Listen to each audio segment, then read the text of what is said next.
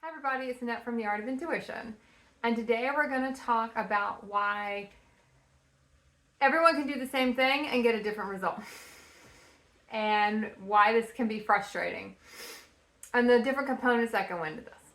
So we see this all the time.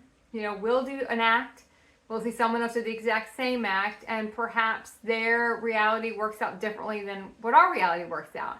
But it was the same act, that why is someone else's reality seem to be playing out better than mine are when we're all doing the same thing? How come their reality is working out one way, my reality is working out another? Now, I don't want people to do this to compare, because a lot of us will really start to compare our journeys. You start to look at how come someone else's journey is so much different than my journey. Why does it look like their journey is moonlight and roses and my journey is more like, I'm in a sinking sand pit here. How come it's all, a mosh posh over here and theirs looks fine over there? So we're going to pull it apart a little bit. And we need to really focus on a few things here. One, everyone has a different program they're going to be working from. Now, that's true and that's not going to be true. We all have similar core programs that run through, and we link up to certain collectives that keep running that program over and over and over and over again. There are some of us that are born in to a reality with more money, and some of us who were not born into reality with more money. So we all kind of come from different collectives. We all kind of come from a different template, but we all do sometimes share similar blueprints. That's why you do see some people's lives kind of mimic yours, and they might do something and it turns out the same way as yours turned out, and that's because they have a similar blueprint. They acted in the same program when they made that certain decision to do that one thing. So if I make a decision to, write a book, or I make a certain decision to move away to a different place, I make a certain decision to rescue a cat from outside. What is the energy behind why I made that act? That is what's going to write the reality from that point forward, because that's what the reality is built upon. So if I do any of those acts from lack, if I do any of those acts from need, if I do any of those acts from a place that is not a pure place inside, I'm going to create a karmic timeline that's going to either slap me back in the face very quickly or slap me back in the face a couple years later, but it's still going to be a karmic timeline. Now, the length of when these things come back around and the retribution that comes back around can be different. So we need to be able to kind of dissect all the pieces and parts. So when we do anything, the foundation of that reality is built on why we did it, and not why we logically think we did it, the energy behind why we did it. And that's when we have to really be honest with, why am I doing this? Why am I trying to leave this job? Why am I all of a sudden, am I leaving this job because I feel like I'm not being respected? Am I leaving this job because I feel pressured? Am I leaving this job because I don't want to deal with what's at this job? So now I'm going to leave the job and go jump into a different job, where someone else could have decided to leave a job, but they're leaving it for a different reason. They're leaving it for a different opportunity. They're leaving it because they're finally standing in their power and they're not coming from a place of running away. It's always going to be a different outcome because of the energy we used to begin with. It's not going to play out the same for everybody. Now, in the beginning, when we're first in our awakening, or even our human experiences, you can go back to this, and that's when we start to compare. We'll see, how come that's working out for them and not working out for me? I did the exact same thing they did, but for whatever reason, theirs is working out and mine is not. The blueprints, like I said, some are similar, some are going to be different. All of us have a different awakening. All of us have a different ascension jump point. Which I never use that word, but I kind of like that word. We all have a jump point, and it's a different jump point. Some of us have a jump point earlier. Some of us were in the first wave. Some of us were in the even pre-first waivers of ascension. Some of us are in the first waivers. Some of us are in the second waivers. First waivers, 2010 to 2020. A lot of people came in before that. A few people came in before that, and those are kind of the ones that we're going to lead everybody else through. So you had the pre-2010ers, you had the 2010 to 2020, you had the 2020 2030s, the 2030 to 2040s. That 10-year time period is how long it would take someone to get through ascension. technically. And you got a lot of different waves within that 10-year period, but eventually everyone collapsed into that. You're all collapsed into that one wave once that time period's over, no matter where you're at in your process. So some of it also is going to flow into that. We can't outrun things forever. And there are some people you will look at and they're still sort of living their best human life. They're still kind of outrunning some of this stuff. They're still not their time yet. They haven't reached the tipping point for them yet. They haven't been done with their ascension journey. Maybe they're having kids. Maybe they're going through, they're going through certain parts of their journey, which they were supposed to do first.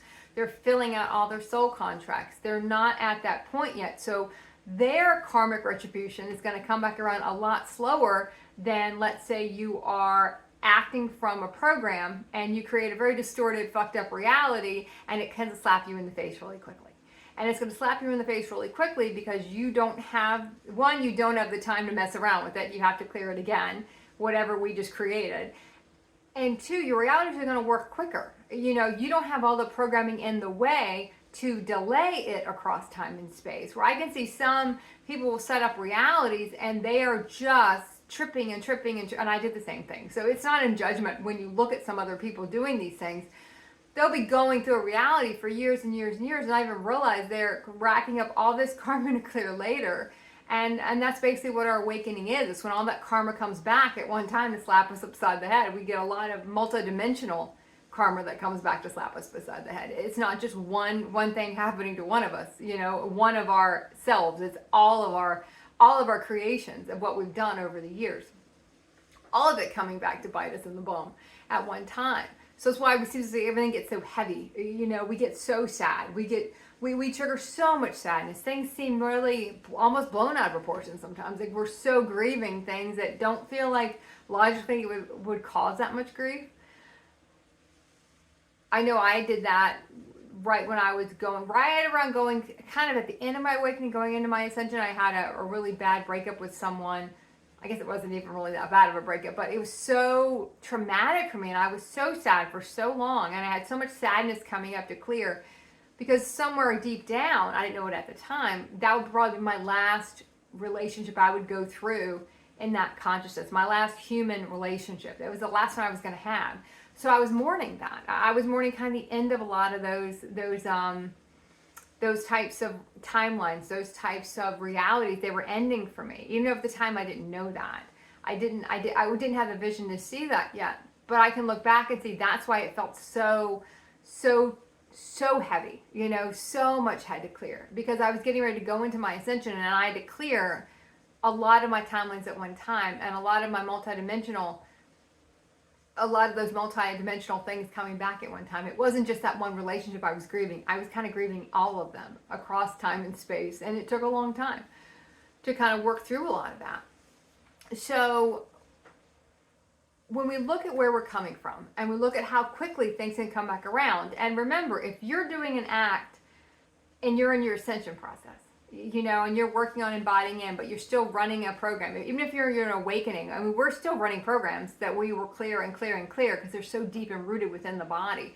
That's why our body clearings are so sacred in a sense, because we have to get all this stuff out of our body, whether we're crying it out, whether we feel the physical pain to get stuff out of the body, whether we're coughing it out, no matter what end it's coming out of, we're always going to be clearing. And it does get easier to ascend because then we realize, oh, I'm just clearing something. Let me just sit down and clear it. What used to take us maybe 6 months to clear, we can clear in 6 hours.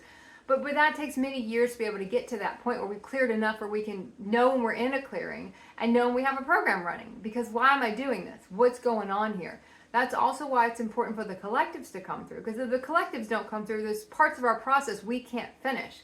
Because still somewhere in our DNA, we're connected up to that collective. We share that collective blueprint with other people. So to me, the collectives, your blueprint, it's all the same. We can link up to a lot of collectives that are kind of embroidered into our blueprint, our human blueprint, our soul blueprint. That's why you'll resonate with certain people over others, because their situations have been similar because they have a similar blueprint. They have a similar karmic stuff they're working off. They have, my guess would be, they have a similar galactic tie into you. They're going to have they're going to have a similar soul tie into you. You know, they're going to have a similar journey to you. That's why they're so important for people who are going through these processes to share their experience, because someone somewhere, you know, is waiting for you, because they're going to be listening to that going, that's how it happened for me. Whereas you can listen to someone else and go, oh, it didn't kind of happen that way. Even though a lot of our stuff kind of energetically is similar, it'll play out through different relationships. It'll play out through a work situation, a spousal situation. It'll play out through a money situation where it's the same program, but until we have the physical marker to say, yeah, that's exactly how it worked out for me, we don't kind of resonate with certain people because it didn't play out that way. You know, until we get to the point where we can see with our energetic eyes, we can piece it together. You can kind of listen to anybody talk about something and you can see how it played out for you in a different way, as sort of through a different physical experience that you created, a different reality you created, but it was still clearing the same thing. The underlying program was still the same. People who are still operating in their human realities are still operating from their human consciousness because it's still working for them in some way. They're not seeing the karmic retribution, and when it is coming for them, they don't equate it for that. You know, they can make one act and let's say they leave a job and all of a sudden they get this next amazing job. I'm going to make this a little Disney-fied for a second. They get this next amazing job and everything looks great for them. But something else somewhere else in their reality starts to fall apart a little bit. Something else is they're still not happy. They're still having an issue with this thing. Or they have a totally separate experience happen, but they can't link it up. That's karmic coming back from this, and this maybe 4 or 5 years earlier. But because it's not the direct correlation, they don't see that. And when we're in that stuff, we didn't see that either. You know, we didn't see that, yeah, it doesn't link up. You know, these things aren't related. You know, I could have helped someone out by giving them money, you know, gifting them money because they needed it. And I didn't really need it at the time, but I could have gifted someone money. And maybe, you know, a couple weeks later, my air conditioning goes and I have to pay a couple $1,000. I could have given to this person, you know, I could have gifted away, but I lose the money anyway. Now, a human consciousness is going to say, oh, I'm really glad I didn't gift that money because I needed it 2 weeks later. Higher consciousness is going to look at that and go, well, you wouldn't have needed it if you would have gifted the money 2 weeks ago. That you avoid that whole timeline. You don't need that money. In fact, you would have gotten that $2,000 back from another way. It would have come back in. Maybe double that would have come back in. But human consciousness can't see that. You know, it feels like it's all linear. Like this, everything was going to happen the way it was going to happen. And there's no going in a different timeline. There's no shifting into something else. They just look at it as a straight line where your higher consciousness, your higher mind consciousness, your higher heart consciousness is going to look at it more of like a zigzag. You know, that happened because you shifted. You were selfish. You created karma there. You could have assisted someone and you didn't. So you've now created this karma over here. But you don't see the relationship, you know. So there's a lot of that goes on where because it's not a direct correlation, it'll look like that worked out for them. But it just created karma somewhere over here. It's almost like their human consciousness is like, they'll look over here, don't look over here. Don't look over here, look over here. Don't look over, don't worry about that. We'll worry about that later. Just look at this. This is fine over here. You know, everything's rosy over here. It's not so good over here. Because our human consciousness does not want to go inside and have to do the deep soul work. That's what we fight for a really, really long time. We don't want to have to go in and get that stuff done. We don't want to have to go through it because it's not pretty in there. You know, it's not a pretty place to be. It is a harsh place in the beginning because we have to look at all the stuff we've done. We have to clear a lot of that stuff. We have to forgive ourselves for all the stuff we've done. Understanding we created it, we were playing a role, we were running unconscious programs and doing acts from those programs. And then we kind of move up where we're making conscious choices, still from an unconscious program, but still a more conscious choice to do something. We're not so reactive.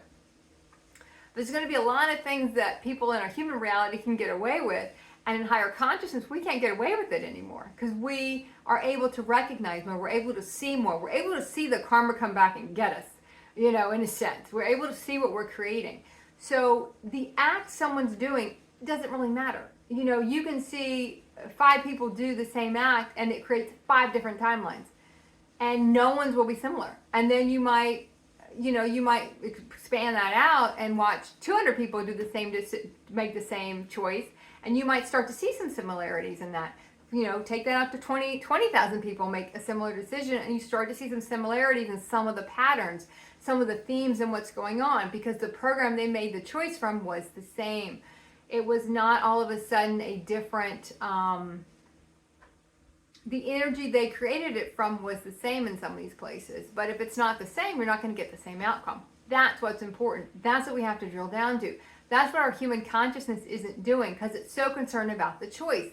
It doesn't care why they're making it. It just cares about the choice. What's my choice? Let's get this moving. Let's get this going. I don't really care why I'm doing it. Doesn't matter. I'm doing it because of all these linear reasons, which is never the reason you're doing it. You're doing it from another space. You're doing it from an unconscious space. That's why you feel the stress to do it. And you feel the stress to make these choices. And we can get frustrated when we see, I can remember looking at some people where no matter what they did, it always worked out. No matter what they did, it always seemed to work out for them. And I was like, boy, I can make the same decision and my life skews off a totally different direction. And their life just keeps going. And, granted, they're still in their human consciousness, but in that point, so was I. But that's when we start to get into these comparisons. And we start getting into how come it's working for them and not working for me. Our program's different. Our ascension timeline is different. Our jump point is going to be different. Our template is different. Our soul template's different. Our human template's different. It's all different.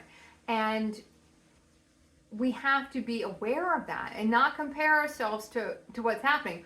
Let me go back and look at why did I do that? Like, can you look at someone else and go, okay, I know it looked like that worked out for them, but I know they didn't make that from the purest place. I know that. I know I didn't make that decision from the purest place. At some point, that will start to go awry over there. Now, it might not be that linear correlation for them. It might be in another area of their life where things aren't working out the way they want them to, because now they have said that this is more important to them than this is. So, like if they maybe wanted to start a family and all of a sudden that's really not in their template, but they're going to go down this road. So they might not be able to do one thing because now they've told their universe that this is more important, that this direction is more important for me. So they don't see how these things are related. Everything is related to the energetics that intertwines it and why we make the choice. We'll get the karmic slap sometimes from a different area, but the program is still the same. It's still the same spider web. It's not a different spider web. It's all connected. And when we can see that and stop really comparing ourselves to what happened when someone else did the same thing, but it didn't work out for us, we'll get a lot of woe is me, especially when we're in our awakening and ascension and someone else is still in their human stuff. It's still living out their human program, and you're like, wow, everything keeps going great for them, and we're over here trying to work through our programming, and we're going deep inside, and we're going dredging through all our deep stuff, and everyone else looks like they're doing great over there. These are just things that happen. These are just things that, one, they show us not to compare. They also unearth jealousy and all that stuff that we can work through too, because we're still running those programs. We're concerned about what other people are doing. Why is it working for you? Why is it not working for me? It can distract us a bit from what's going on with us because we want to compare ourselves to everybody else. An ego game is a comparison game. So if we're comparing ourselves, our ego is comparing ourselves. Our ego is saying, oh, we're not good enough. It's our it's our inner narcissist again. No, we're not good enough. How come that shit works out for them and it's not working out for me?